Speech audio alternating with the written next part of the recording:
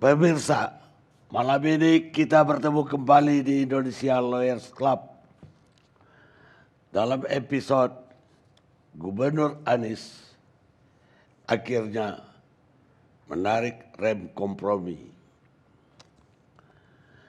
Sebelumnya aplaus dulu untuk Firman Siagian yang sudah mendendangkan lagu Selalu Mengalah. Lagu ini dulu dipopulerkan oleh Seventeen Band. Pemirsa, Rabu yang lalu, Rabu malam tepatnya, penduduk Jakarta dan tentu saja juga bergema sampai ke daerah-daerah dikejutkan oleh pengumuman dari Gubernur DKI Anies Baswedan bahwa Jakarta akan kembali ke PSBB yang dulu, bukan PSBB transisi. PSBB yang tanggal 10 April yang lalu, yang lebih ketat daripada PSBB transisi. Pengumuman itu disampaikan oleh Gubernur karena keadaan yang memang telah mengkhawatirkan. Penambahan dari penderita COVID-19 di Jakarta saja sudah dari September sudah mencapai 1.000 orang per hari. Dan di Indonesia lebih dari 3.000 orang tiap hari penambahan. Penambahan itu juga tentu saja diikuti dengan penambahan yang meninggal dan juga tentu yang sembuh. Tapi yang lebih mengkhawatirkan lagi menurut Gubernur, rumah sakit udah kewalahan. Beberapa rumah sakit rujukan sudah penuh. Begitu juga tempat atau ruang ICU juga sudah sulit didapat dan hanya tinggal beberapa kamar lagi yang tersedia. Dan karena itu Gubernur memutuskan bahwa kita kembali ke PSBB, tapi yang menarik, tidak langsung besoknya Gubernur Anies mengatakan itu akan dilaksanakan pada hari Seninnya atau tanggal 14. Kuat dugaan bahwa Anies memang merasa bahwa keputusan itu akan banyak reaksi terutama dari sektor-sektor ekonomi termasuk menteri-menteri perekonomian karena dampaknya adalah ke ekonomi. Benar saja pagi atau Kamisnya reaksi datang dari Menteri Perekonomian Airlangga Hartarto bahwa pasar saham anjlok sampai 5%. Dan dolar pun naik atau rupiah tertekan. Dan itu menurut Menteri Perekonomian akibat dari pengumuman Anies semalam. Dan jelas setelah itu terjadi kesibukan luar biasa sampai hari Minggu. Berapa kali Gubernur dan menteri-menteri rapat. Sampai akhirnya pada hari Senin, hari Minggunya keluar pengumuman dari Anies bahwa PSBB tetap akan dilaksanakan Tapi ada kompromi. Yang semula dia katakan bahwa akan kembali seperti tanggal 10 April, ternyata berubah. Berubahnya misalnya pusat perbelanjaan dan pasar-pasar diizinkan tetap dibuka, walaupun tentu saja dengan kapasitas yang dibatasi, yaitu 50%. Tapi yang lebih dari itu adalah perkantoran, yang bulan April yang lalu itu tutup total.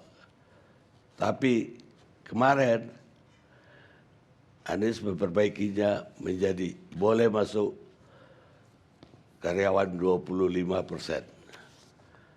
Ada kompromi di situ. Bahkan kompromi juga di bisnis yang di bawah, termasuk untuk ojek online diperkenankan membawa penumpang dan barang. Yang lalu itu tutup semua atau tidak ada yang boleh bergerak. Menarik apa yang terjadi dalam percaturan, karena tarik-menarik ini sebenarnya antara sektor ekonomi dan sektor kesehatan yang diwakili oleh Pemprov atau pemerintah daerah. Menurut yang kita dapat informasi bahwa ekonomi benar-benar tumbang kalau PSBB yang awal diberlakukan kembali. Dan ekonomi di Jakarta menggerakkan 60%, atau bisnis di Jakarta menggerakkan ekonomi kita 60% secara nasional ada di Jakarta. Sehingga kalau Jakarta tumbang, itu pengaruhnya ke seluruh daerah. Dan sebetulnya dilema ini dari awal sudah terjadi. Tapi terakhir menjadi dramatis karena ternyata keputusan gubernur akhirnya diedit, bukan diralat, tapi diedit. Sehingga kami namakan Gubernur Anies akhirnya menarik rem kompromi. Tapi seperti sejauh apa perdebatan sebenarnya di tingkat atas sana, sebetulnya kami juga mengundang dari pihak pemerintah pusat, tapi malam ini tidak bisa datang ke sini, termasuk jubir-jubir pemerintah yang selama ini cukup rajin datang ke ALC. Kita buka pertama dengan Gubernur DKI Anies Baswedan.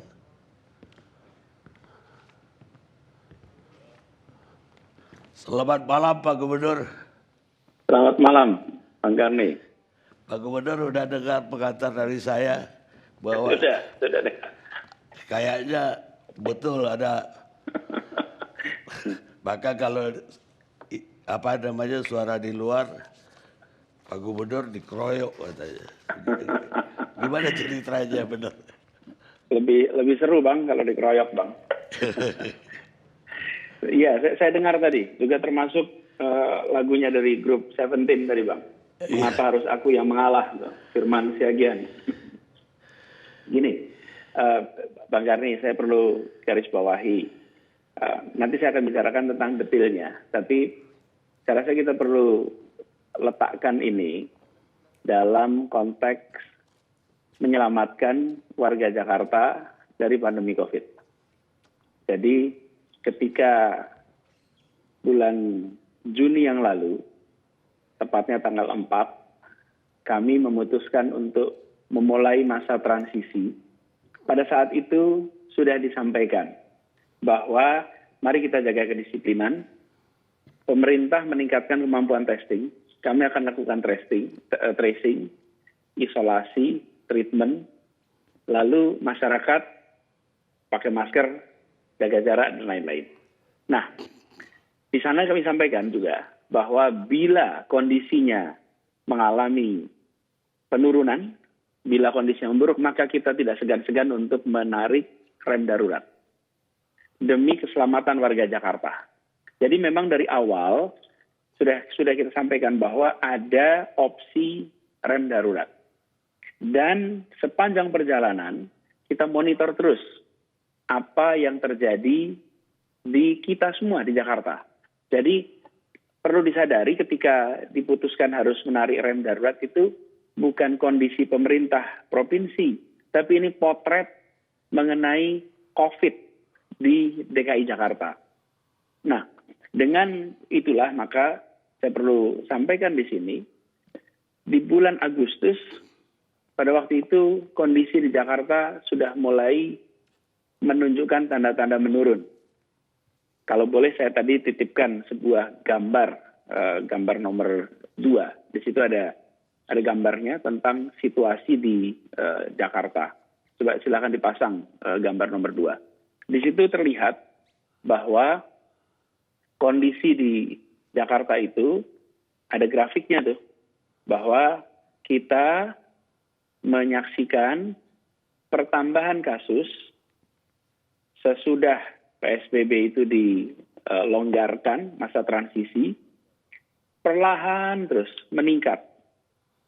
Mudah-mudahan sudah ditayangkan. Saya tidak bisa lihat karena sudah ditayangkan atau belum. Sudah Pak Gubernur. Sudah ya. Nah, di situ terlihat bahwa yang warnanya hitam itu adalah jumlah kasus aktif yang ada di Jakarta. Kasus aktif itu artinya mereka yang sudah terpapar, sedang dalam isolasi, atau sedang dalam perawatan di rumah sakit. Jumlahnya secara perlahan itu meningkat, terus perlahan, sampai di menjelang akhir Agustus, pertengahan sampai akhir. Di pertengahan menjelang 20-an, itu menurun secara signifikan. Beberapa ahli epidemiologis yang kita berkomunikasi bahkan sempat menyampaikan Pak Anies ada tanda-tanda puncaknya telah terlewati. Karena menurun. Itu coba kalau dilihat di situ, ada tanda di akhir Agustus itu turun drastis. Turun dalam. Dari sekitar 10.000 kasus, turun sampai tinggal sekitar 7.000 kasus. Jadi penurunan yang sangat signifikan. Bertahap jalan. Lalu, begitu masuk bulan September, kita menyaksikan penambahan kasus yang belum pernah terjadi sebelumnya. Kalau dilihat di gambar itu, naiknya itu hampir vertikal. Jadi bukan naik sedikit-sedikit seperti dari Juni sampai Agustus. Juni sampai Agustus itu bertahap naik sedikit-sedikit. Begitu September, itu naiknya dalam angka yang sangat signifikan.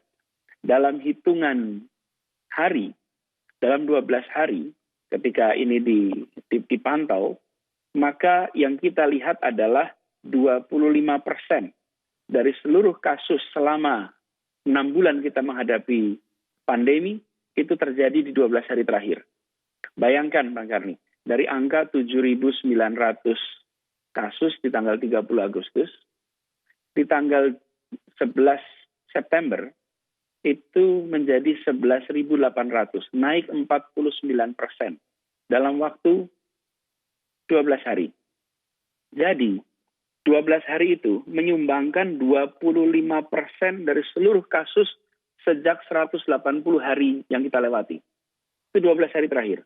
Kemudian yang meninggal, 12 hari terakhir itu menyumbangkan 14% dari seluruh total jumlah yang meninggal. Jadi, bulan September ini kita menyaksikan fenomena yang berbeda sekali. Saya ingin tunjukkan yang berikutnya angka kematian.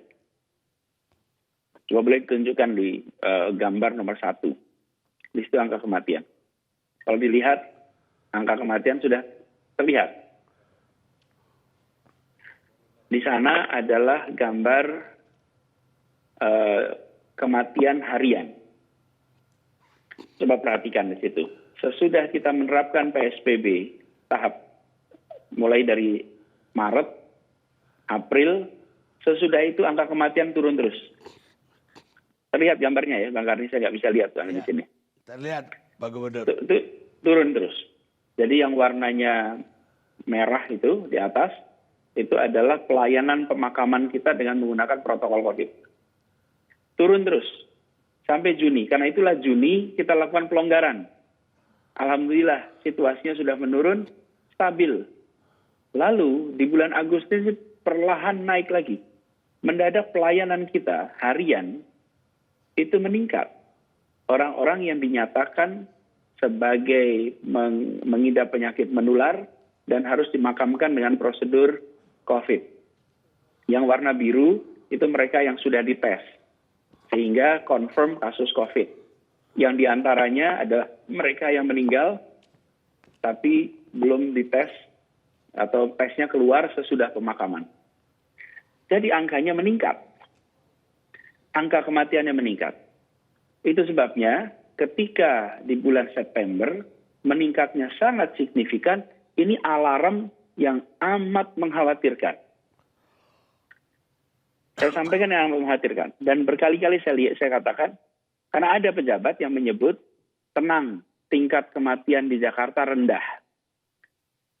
Kalau lihat angka tadi, gambar tadi, maka pelayanan kematian kita itu sekarang lebih banyak daripada pelayanan kematian kita di bulan April. Lebih tinggi sekarang dibandingkan ketika di bulan April. Kalau kita melihatnya tingkat kematian memang mengalami penurunan. Kenapa? Saya beri ilustrasi. Misalnya bulan Maret ada 100 kasus, lalu 10 orang meninggal. Maka tingkat kematiannya 10%. Kemudian di bulan September ada 1.000 kasus yang meninggal 50. Maka tingkat kematiannya 5%. Jadi kalau kita bicara tingkat kematian, bisa kita mengatakan alhamdulillah tingkat kematian turun dari 10% jadi 5%. Sementara kalau lihat jumlah kematian naik dari 10 orang meninggal jadi 50 orang meninggal. Itu sebabnya saya sering mengatakan jangan hanya lihat tingkat kematian, tapi lihat angka kematian. Karena yang kami kuburkan itu bukan prosentase. Yang kami kuburkan itu adalah jenazah manusia. Manusia ini bukan prosentase. Karena itu jangan anggap kematian itu sebagai statistik. Sejak bulan Maret, Bang Ani, saya sudah mengatakan jangan pernah anggap kematian sebagai statistik. Karena ini adalah manusia, ini adalah suami, ini adalah istri, ayah, kakak, adik. Dari begitu banyak orang. Kan lihat jumlahnya. Nah, ini juga yang kami perhatikan. Jadi ketika di bulan September meningkat jumlah kasusnya, kasus aktif, meningkat kematiannya secara tinggi, angka kematian. Kalau kita bicara tingkat kematian, turun. Jakarta itu tingkat kematiannya termasuk yang rendah. Di beberapa tempat lain di atas 7%. Jakarta ini tingkat kematiannya 2,7 sampai 3%. Bergerak di situ. Tingkat kematian. Karena pembaginya banyak.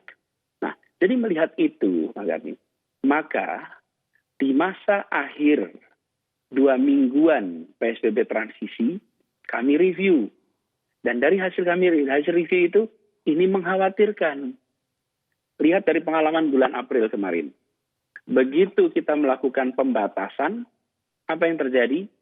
Diperlukan waktu sekitar 2 minggu mulai turun.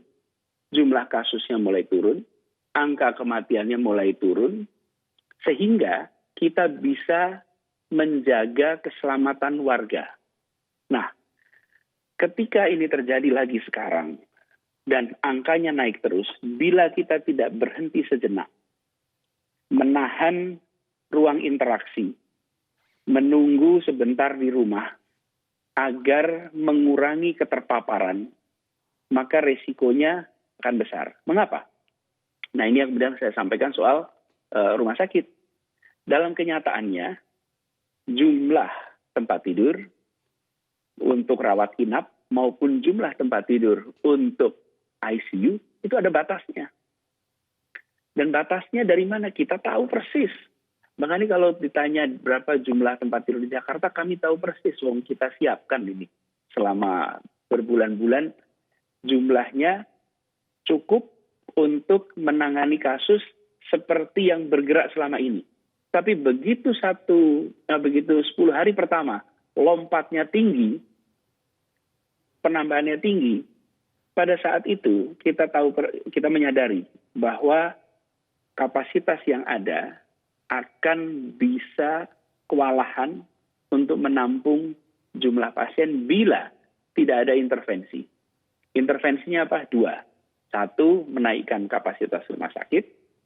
2, mengurangi potensi kasus baru. Dua-duanya kita kerjakan. Nambahnya dikerjakan, tapi harus disadari, menambah kapasitas rumah sakit itu bukan sekedar nambah kasur, bukan sekedar nambah kamar, tapi harus ada tambahan tenaga medis. Harus ada dokter, harus ada perawat, harus ada ahli laboratorium. Yang itu tidak bisa kemudian mendadak semuanya siap. Kita melakukan rekrutmen, Bang Ari, dari seluruh Indonesia. Diundang untuk bekerja di Jakarta, membantu kita menjadi profesional jangka pendek sebagai tenaga medis di rumah sakit di Jakarta. Bulan September ini, kita sudah tambah 700 lebih. Ada 1.000 yang kemarin diterima, 700 sudah lapor diri, 300 lagi sedang dalam proses, mereka lapor diri, memperkuat tim medis di Jakarta. Nah, melihat situasi itu, maka saya sampaikan dengan berat hati, saya harus menarik rem darurat itu. Dan kami sampaikan di hari Rabu malam, untuk bersiap dilaksanakan hari Senin. Mengapa? Karena perlu waktu bagi kita semua untuk mengatur tata kehidupan kita. Bang Karni, PSBB ini, Bapak Ibu sekalian yang hadir, bukan hal yang ringan, ini berat. Ini bukan hal yang memudahkan. Saya ingat ketika kita bulan Maret, bulan April dulu berdiskusi, Bang Karni mengundang seorang pedagang menceritakan sulitnya ketika mereka menghadapi masa PSBB. Jadi selama beberapa bulan ini, sering sekali kami mendapatkan panggilan.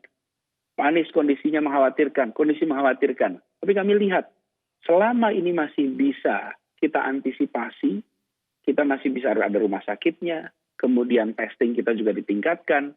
Tapi begitu lonjakannya terlalu tinggi, maka kami merasa ini mengkhawatirkan. Di situ kemudian kita putuskan. Bukan sesuatu yang ringan. Bukan sesuatu yang ringan. Tetapi kalau kita tidak kerjakan, risikonya terlalu besar bagi kesehatan, keselamatan warga Jakarta.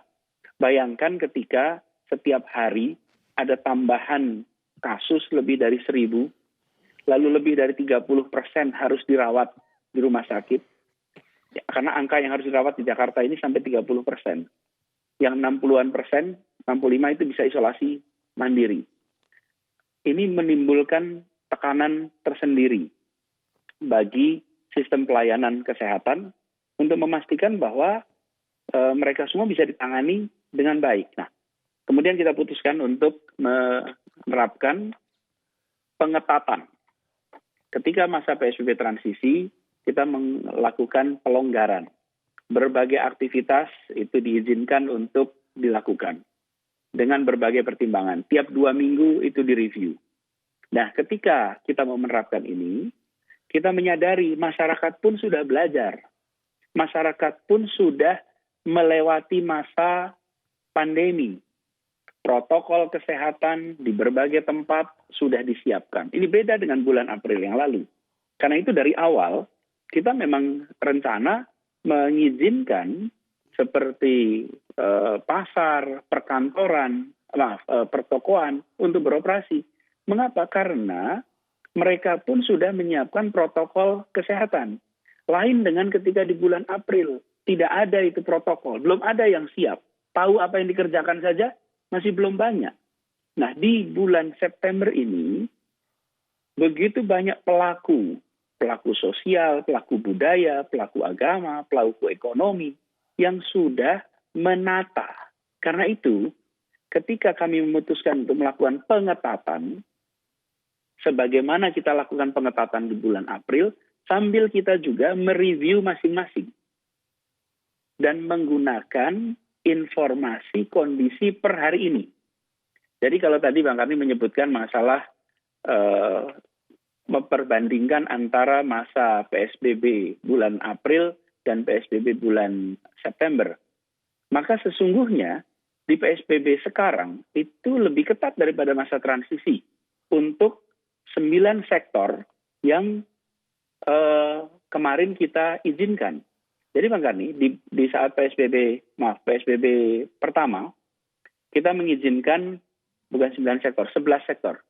11 sektor beroperasi, sektor kesehatan, bahan pangan, energi, keuangan, komunikasi, logistik, perhotelan, konstruksi, industri strategis, kebutuhan sehari-hari. Pada bulan April lalu, mereka boleh beroperasi 100%. Jadi kalau bank boleh beroperasi 100%. Kalau menjual bahan pangan boleh 100%.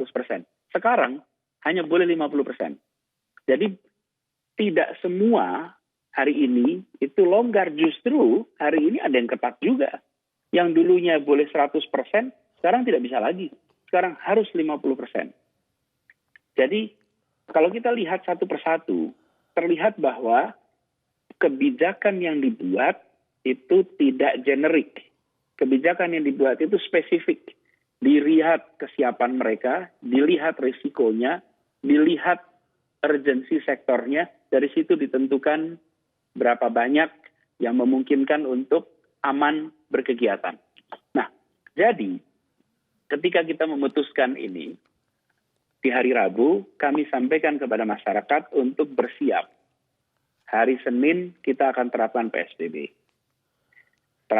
Sebetulnya kita masih PSBB, tapi melakukan pengetatan atas PSBB dari yang longgar itu. Nah, di sini kemudian, Bang Karni, ada berbagai kalangan yang tidak menginginkan ada pengetatan. Yang menginginkan adanya PSBB transisi dijalankan terus, tetapi pengawasannya saja yang ditingkatkan. Nah, saya sampaikan di sini bahwa klaster terbesar, salah satu yang terbesar, adalah klaster perkantoran. Dan klaster perkantoran itu adalah tempat di mana kita berkegiatan sehari-hari.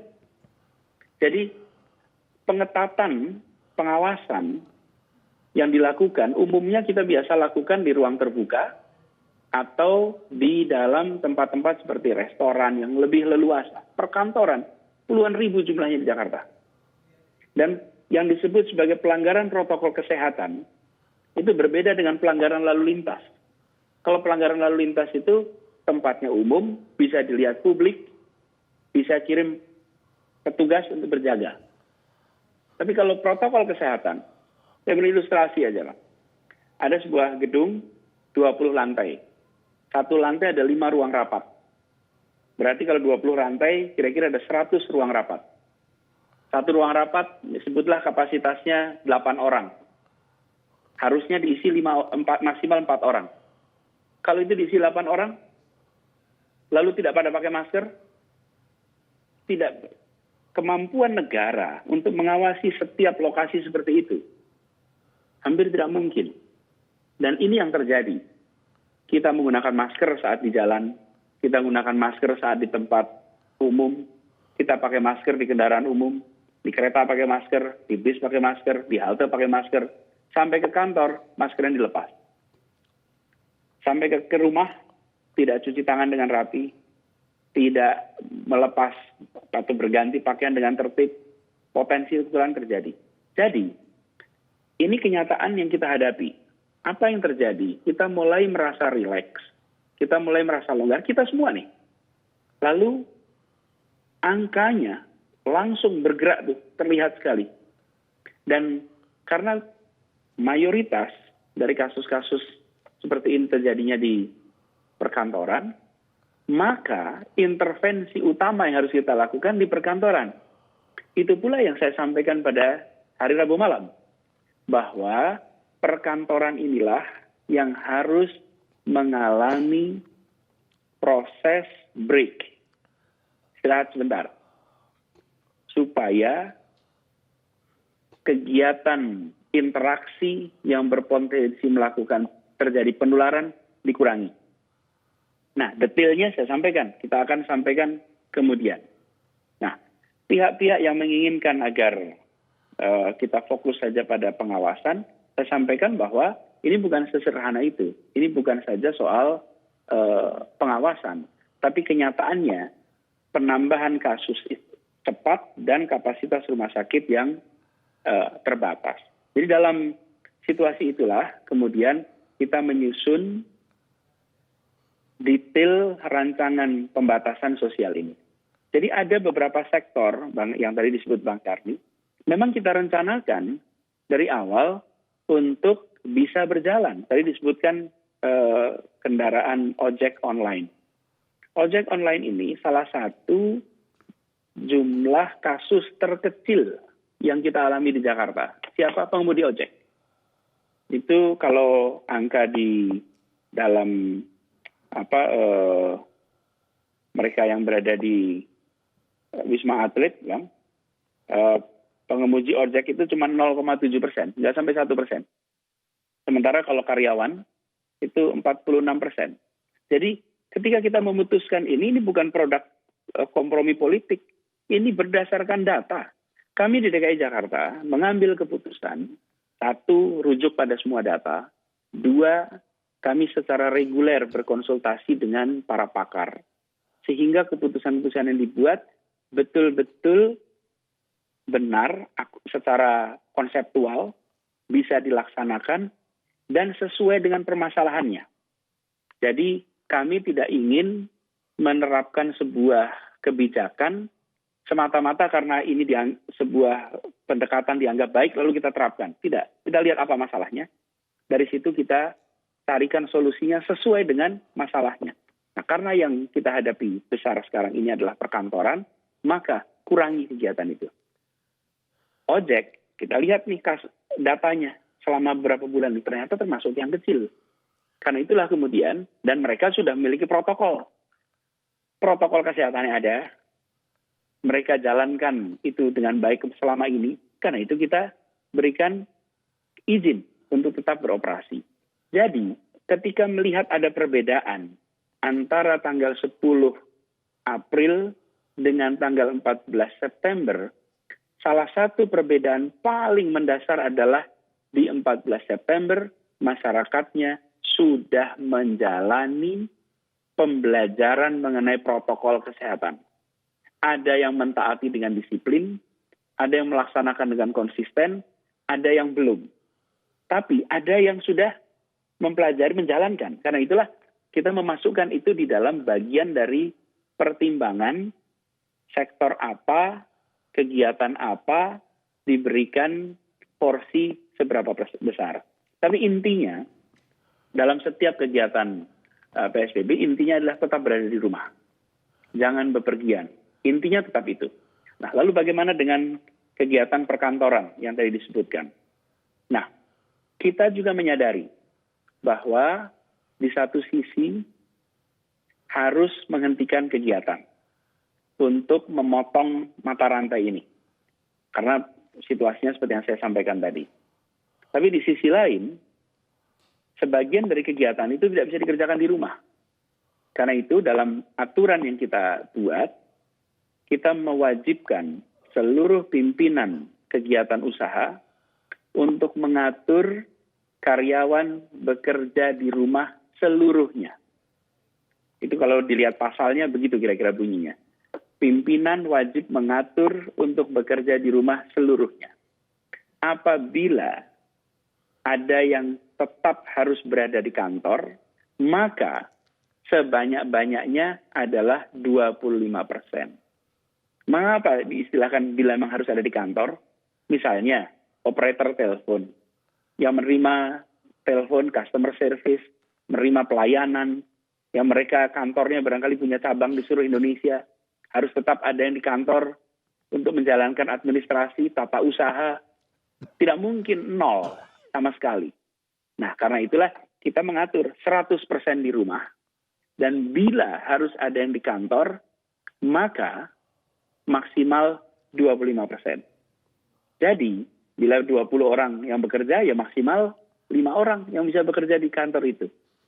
Jadi, Bang Karni, kami tidak mengkompromikan sama sekali keselamatan. Kami tidak mengkompromikan sama sekali kesehatan. Karena inilah yang selama ini kita jaga. Dan kami tidak menambah-nambahi data, kami tidak mengurang-urangi data, kami tidak menyampaikan untuk menyenangkan, tapi juga kami tidak menyampaikan untuk menakutkan, kami sampaikan apa adanya. Karena saya ingin menghargai warga Jakarta. Warga Jakarta berhak untuk tahu persis apa masalah yang dihadapi di kota ini. Mereka berhak untuk tahu kondisi pandemi. Mereka berhak untuk tahu status rumah sakit. Mereka berhak untuk tahu penambahan kasus. Mereka berhak untuk tahu jumlah dokter, perawat. Jadi ini semua kami sampaikan. Dan pesan ini adalah pesan, yuk kita waspada. Pandemi ini bukan sesuatu yang ringan. Tapi bila kita sampaikan apa adanya, masyarakat menyadari apa yang dihadapi, maka insya Allah kita bisa hadapi ini dengan sebaik-baiknya. Jadi, Bang Karni, kalau boleh saya sampaikan dalam kesempatan ini, ketika kemarin memutuskan, kita bertahan bahwa PSBB transisi harus diubah menjadi PSBB yang diperketat. Dan alhamdulillah kita konsisten jalankan itu. Kita tidak bergeming, banyak pihak yang menginginkan kita menjalankannya hanya transisi saja, hanya cukup lakukan pengetatan saja, tapi kami tidak. Kami sampaikan bahwa ini penting untuk Jakarta. Nah, saya percaya, sekalian, bahwa koordinasi kita juga berjalan baik. Komunikasi dengan pemerintah itu berjalan baik. Kita komunikasi terus. Baik dengan PNPB maupun dengan Satgas Nasional. Karena pertemuannya rutin. Jadi dengan Pak Doni di BNPB itu rutin. Dan itulah memang selama ini yang bekerja menangani COVID sama-sama. Setiap minggu malam itu selalu ada rapat koordinasi dengan video conference rutin tiap minggu malam. Menyampaikan apa yang terjadi, apa langkahnya. Jadi apa yang dialami Jakarta itu juga sesuatu yang kita sampaikan kepada pemerintah pusat dan kita berkoordinasi terus. Jadi ketika kita menjalankan ini, saya ingin sampaikan kepada semua warga Jakarta, bukan sesuatu yang ringan. Kita pernah melewatinya, dan pada bulan April lalu barangkali lebih berat daripada sekarang, karena pada waktu itu kita belum siap. Sekarang kita jalani 2 minggu ini sebagai jeda. Mudah-mudahan tidak harus diperpanjang, karena kita bisa memotong mata rantai itu sebaik-baiknya. Dan ini semua kita kerjakan berdua, sisi pemerintah dan sisi masyarakat. Kalau kami belum mengerjakan PR kami, maka salah bila kami meminta masyarakat untuk sekarang berhenti sebentar. Kami kerjakan PR kami. Di Jakarta, kemampuan testing itu digenjot setinggi-tingginya.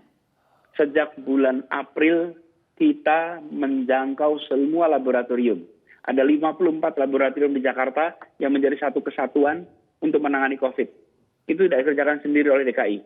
Ada kampus, ada pusat-pusat penelitian, ada milik pemerintah pusat, ada milik BUMN, ada milik swasta, menjadi jejaring laboratorium.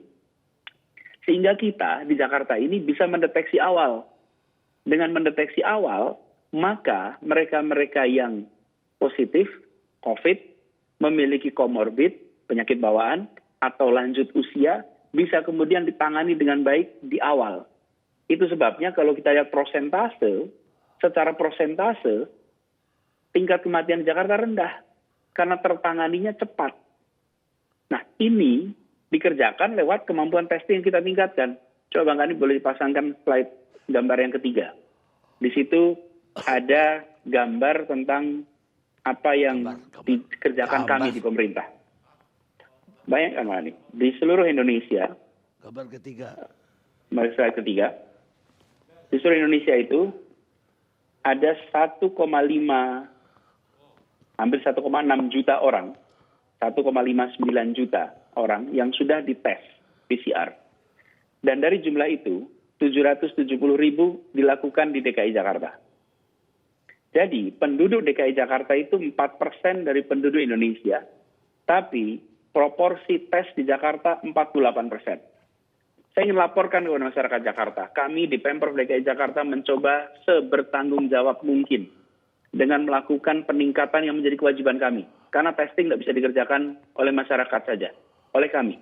Karena itu kami tingkatkan tempat testing. Yang di testing siapa? Tidak setiap orang. Kami tidak melakukan testing ini sebagai show. Kami tidak melakukan di pinggir jalan, lalu siapa saja dites. Kami tidak melakukan itu. Karena testing ini bukan show. Penanganan COVID ini bukan show. Penanganan COVID ini adalah untuk mendeteksi siapa yang positif, dari situ dilakukan kontak tracing. Siapa saja nama-nama orang-orang yang berinteraksi. Dari situ dites mereka. Jadi di Jakarta ini skor untuk tracing kita itu 6. Artinya apa? 1 orang terpapar, ada 6 orang yang ketemu untuk dites. Nah, kita tingkatkan terus kemampuan testing ini. Sehingga Jakarta ini dari sisi standar, kita ini 4 kali standar WHO. Jadi saya ingin sampaikan kepada warga Jakarta, bukan sekedar kita meminta warga untuk sekarang berhenti berkegiatan di luar rumah, tapi kita sudah kerjakan yang menjadi basic untuk menghadapi pandemi ini, yaitu mendeteksi siapa yang terpapar, lalu mengisolasi mereka, lalu melakukan perawatan bagi mereka yang membutuhkan. Itu akan terus kita kerjakan. Tapi kita butuh dari masyarakat. Ini harus berdua. Kami 3T, masyarakat 3M. Nah, 3T-nya, T yang pertama, kami kerjakan. Jadi data tadi, Mas Garni, itu adalah data tentang kapasitas testing di Jakarta. Nah, dengan cara seperti itu, semua data, semua informasi yang terkait dengan penanganan COVID di Jakarta, insya Allah cukup akurat menggambarkan masalahnya. Di dalam standar yang ditetapkan WHO, disebut aman apabila positivity rate atau tingkat positif dari kasus itu sebesar 5%. Nah, di Jakarta ini angkanya sudah meningkat di atas 13% selama seminggu terakhir ini. Jadi, mengkhawatirkan. Itu sebabnya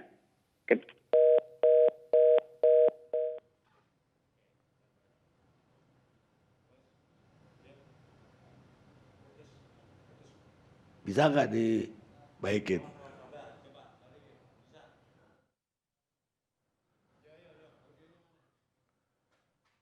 Akurat. Karena ini mencerminkan atau berdasar jumlah sampel yang cukup banyak. Jadi perlu kita garis bawahi di sini, Bang Karni, kita kerjakan sisi kami dan kita berharap masyarakat juga sama-sama kita kerjakan 3M. Jadi mudah-mudahan kita akan bisa segera menangani kasus ini. Gubernur, pertanyaan saya, walaupun persiapannya atau pemikirannya, pertimbangannya demikian matang, tapi ada kesan Pak Gubernur itu pada hari Rabu itu belum koordinasi dengan menteri-menteri perekonomian sekurang-kurangnya. Sehingga ketika itu diumumkan, besok paginya sudah ada reaksi dari Menko Perekonomian. Ya, sebenarnya kalau bicara komunikasi, semuanya komunikasi, Bang Karni. Tapi biarlah itu menjadi bagian dari dapur kita. Yang penting kita sama-sama menjalankan sesuai dengan arahan Bapak Presiden, bahwa ketika kita menangani kasus COVID ini, pastikan kesehatan nomor 1. Pastikan bahwa perekonomian juga tetap ada ruang untuk bisa bergerak. Dan kami di Jakarta menyadari persis, Pemprov DKI itu merasakan persis, Bang Karni, konsekuensi dari kegiatan perekonomian yang mengalami perlambatan. Karena APBD kita, pendapatan kita mengandalkan pada pajak. Dan ketika kegiatan perekonomian itu mengalami pengurangan yang signifikan, maka pendapatan Pemprov DKI juga mengalami penurunan yang sangat signifikan. Kami menyadari persis. Tapi di sisi lain, kita menyaksikan bahwa petugas-petugas kita setiap hari merasakan jumlah yang harus dimakamkan yang lebih banyak. Dokter-dokter di rumah sakit yang mulai kewalahan dengan jumlah pasien. Para perawat yang mengalami kewalahan dengan pasien, itu juga kita rasakan. Karenanya saya sampaikan tadi, kami tidak mau mengambil keputusan terlalu awal, prematur, tapi juga kami tidak mau mengambil keputusan ketika sudah terlambat. Nah, mana yang nanti tahu ini terlambat atau tidak? Belum sekarang, Bang. Nanti minggu-minggu ke depan, bulan-bulan ke depan, kita akan tengok kembali datanya. Sebagaimana kita menengok data sekarang ke bulan April. Pada saat kita mengambil keputusan, belum tahu ini seperti apa nanti konsekuensinya. Waktu itu pernah saya sampaikan, kami lebih memikirkan apa yang ditulis orang di kemudian hari, karena mereka akan merujuk menggunakan data, daripada yang dikatakan orang hari ini.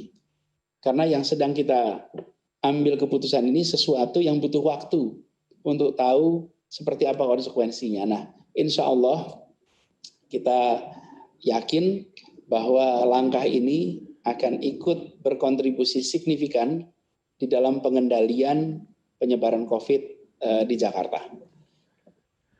Baik, Pak Gubernur, terima kasih sudah bergabung bersama kami. Terima kasih, Bang Karni.